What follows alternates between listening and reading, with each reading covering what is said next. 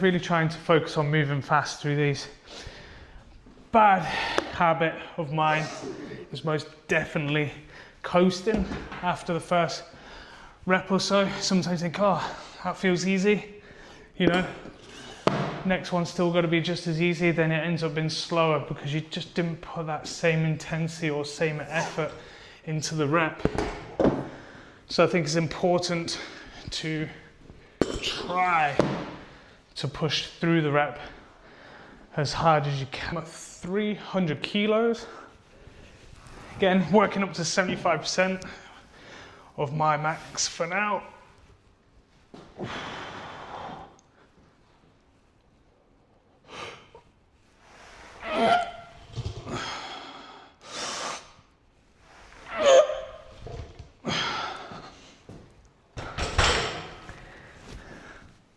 Still not feeling bad. As I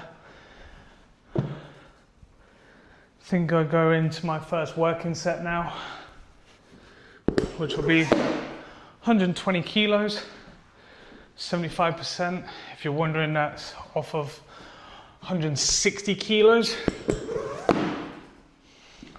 I'm taking that off of my 90% because I haven't maxed out a back squat in over three to 4 months. I think actually even probably longer, probably 5 months. So normally what I do, rather than maxing out again, after not having much heavy exposure for a while, I'll take 90% of my original and then take my 75% off of that. So like I said, working off of 160 is my 90%. So then 75% of that for today would be 120. This is going to be my 5 working sets, triples all the way through.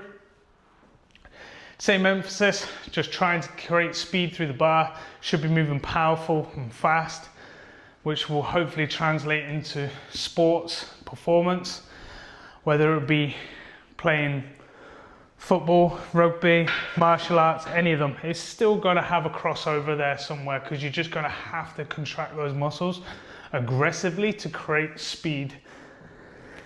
Right, here we go. Set 1.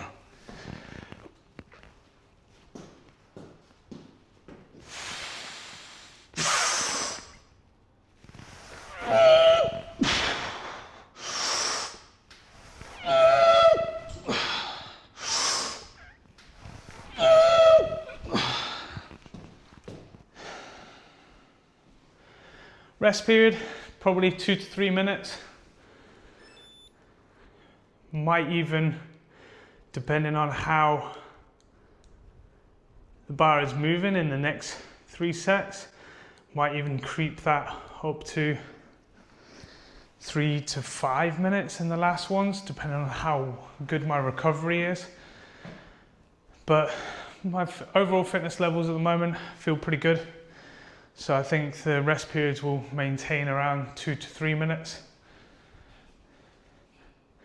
Remember, if your program says 2 minutes rest, but you're not feeling up to it, you're not ready to get back under that bar yet, or you feel the last set slowing down a little bit, there's no harm in taking that extra minute rest. You are better off getting the quality and the speed out of the reps when you're fully recovered than you are going in there partially recovered, because the adaptations are not going to be the same. You're not going to treat the bar with moving with speed like you would as if you were tired. When you're tired, it tends to be a bit more, you know, oh God, how am I going to make this? You know, it's like I'm going to have to really.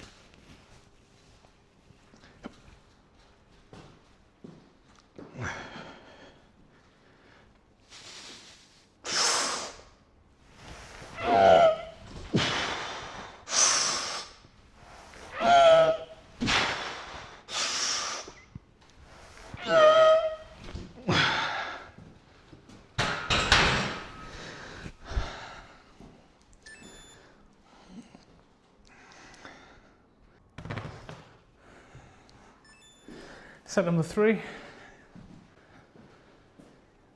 Keep myself honest. Right, let's go. nice tight upper back. Brace to take out.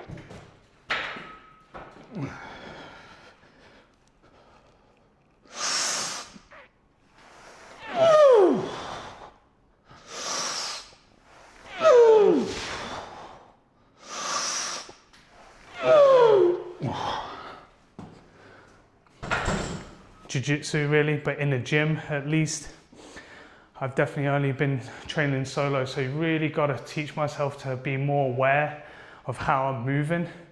I don't like video myself much, if I'm honest, though it's a very, very valuable tool, but I try and feel it more so it's not a delayed onset. It's like, oh, afterwards I go back and watch it and I didn't even know or wasn't aware of what I was doing. I should be able to feel it during that movement. Back squats especially, deadlifts similar. These slightly slower movements, even bench press, you know, you should be able to feel them, but something in a snatch and a clean where it's a lot more aggressive and there's a lot more going on, you know, that's where I think videos are more valuable, because you can then slow it down and see where your body angles are in comparison to the bar, check out your bar path, making sure it's going in the right direction.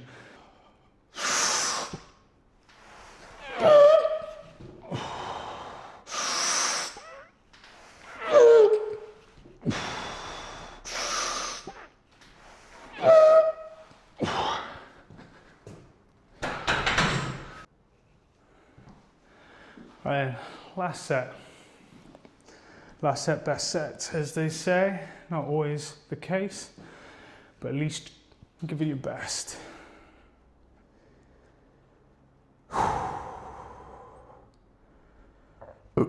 Oh, excuse me, sorry, had to get that out before I started.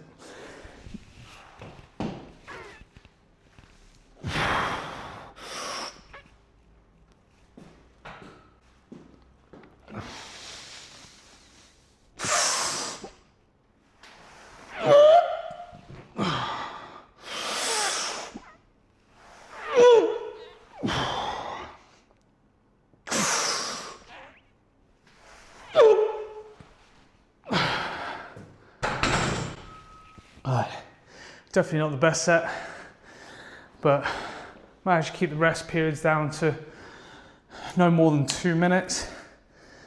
Probably should have took a little longer on that last one, but you live and learn, or you don't learn. Small insight into my training. I am a strength coach, or strength and conditioning coach. Have been for a number of years now.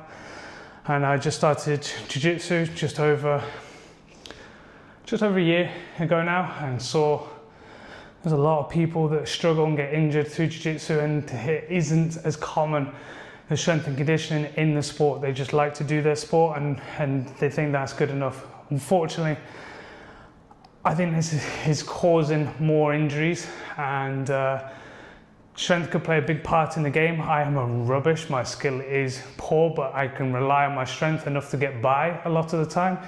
Might not be able to get submitted because I've just got that little bit more strength than others. But also, the thing that I think I have on my side is the strength and ranges. Flexibility, something I'll talk about for later down the line in some of these videos, is long range training. So looking at like some really different approaches to strength and making sure that you last longer on the mats by utilizing these, and it doesn't affect or improve your game. So if you enjoy this kind of stuff, then please drop us a comment on what you would like to see. It will help me be able to provide you with more information, because at the end of the day, I'm just here to help people. It's my sole goal, really, always has been. I'll talk about that another time, but I just want to help people be able to do the sport they love for a long time, rather than having to retire or give up, you know, one or the other because their body's letting them down. When realistically, my personal opinion, you let your body down by not looking after it well enough in the first place. Peace out, and hopefully we'll see you in the next one.